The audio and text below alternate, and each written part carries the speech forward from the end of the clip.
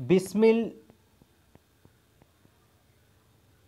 जन्मदात्री, यानी जन्मदात्री का अर्थ है जीवन देने वाली या का ऋण, जन्म देने वाली माँ का ऋण। तो बिस्मिल कहते हैं कि वे इस जन्म में ही नहीं अनेक जन्मों में प्रयत्न करने पर अपनी माँ से उनका ऋण नहीं हो सकता, यानी कि मैं उनका ऋण कभी चुका सकूंगा नहीं।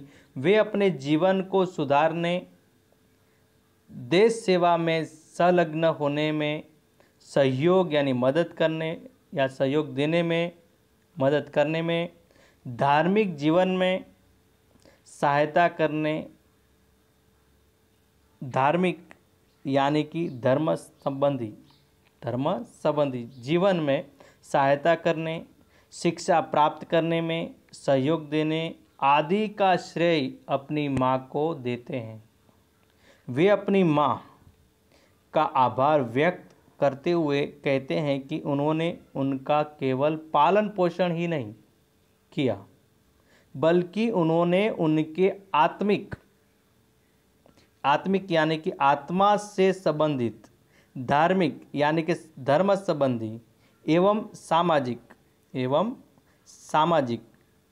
सामाजिक उन्नति में सदा उनकी सहायता की। केवल एक इच्छा शेष उनकी बची थी। बिस्मिल कहते हैं कि उनकी एक ऐसी इच्छा है कि जो पूरी होती नहीं दिखाई देती, वह है कि श्रद्धापूर्वक यानी आदरपूर्वक अपनी माँ के चरणों की सेवा करके अपने जीवन को सफल बनाना है। अब इसके बदले उन्हें उनकी मृत्यु की दुख भरी खबर सुनाई जाएगी, यानी मुझे फांसी दी जाएगी। तो जब फांसी देने के बाद मेरी मम्मी यानी मेरी माँ को बताया जाएगा कि आपके बेटे को फांसी दी गई, यानी इसलिए कि दुख भरी मेरी मृत्यु की दुख भरी खबर सुनाई जाएगी उनको, यानी माँ से प्रार्थना की, यानी कि बिस्मिल अपनी माँ से प्रार्थना करते हैं कि वे उन्हें ऐसा वरदान दे कि अंतिम समय में उनका हृदय किसी भी तरह से विचलित यानी डिगा हुआ यानी चंचल न हो, और वे उनके माँ के चरणों को प्रणाम कर परमात्मा का स्मरण करते हुए शरीर त्याग सके। और दोस्तों मैं यहाँ पर कुछ बातें यहाँ पर बताना चाहता हूँ कि राम प्रसाद बिस्मिल महान क्रांतिकारी थे। देश को पराधीनता से मुक्त कराना उनका उद्देश्य था। वे एक अदम्य साहसिक क्रांतिकारी थे। राम प्रसाद बिस्मिल को काकोरी कांड में फांसी की सजा हुई थी।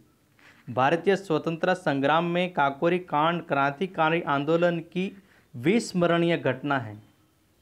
राम प्रसाद बिस्मिल एवं उनके सहयोगियों को एक गुप्त सूचना मिली थी कि जर्मनी से पिस्तौलों की खेवा आ रही हैं, बहुत सारे जो पिस्तौलें आ रही हैं।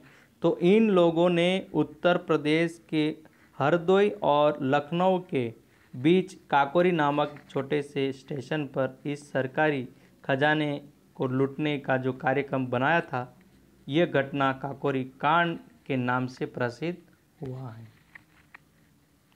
और दूसरी बात ये भी आपको मैं बताना चाहता हूँ कि उसमें मैंने आपको बीच में बताया कि मैजिनी, तो मैजिनी का जन्म, आगे जो माँ बोलती हैं बिस्मिल की, और उन्होंने ये बताया बराबर मैजिनी की माँ, तो उनके तौर पर मैं उनकी बात बताऊं कि मैजिनी का जन्म सन 1805 में इटली में हुआ। 1805 में इटली में हुआ था।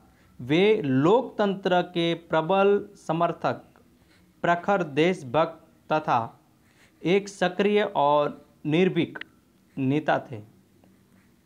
अनेक भागों में बटे इटली को एक करने में उनकी महत्वपूर्ण भूमिका थी। वे ऑस्ट्रिया